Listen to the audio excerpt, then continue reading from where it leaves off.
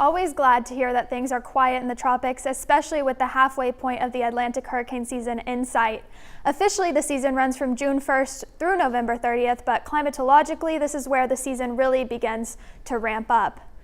Activity increases quickly through August before peaking around the middle of September, and on average, we typically see our first named storm by mid to late June, the first hurricane by early to mid-August, and our first major hurricane by late August or early September. And with 2 tropical storms already under our belt, the season is running right on schedule so far.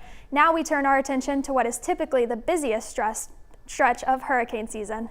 One of the biggest influences on this year's hurricane season is El Niño, and its tropical impacts are usually felt the most during September through November, right as hurricane season reaches its peak. El Niño is often linked to a quieter Atlantic hurricane season because it increases wind shear across much of the basin. That extra wind shear can tear apart developing tropical systems before they have a chance to become hurricanes.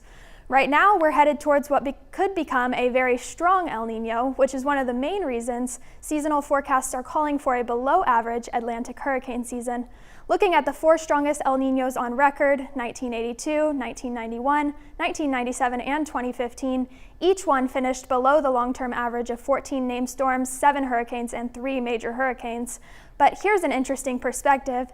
If we look at the last 50 years of hurricane seasons and then focus on those previously highlighted strong El Niño years, you can see they were below average, but there were still several seasons that were even quieter.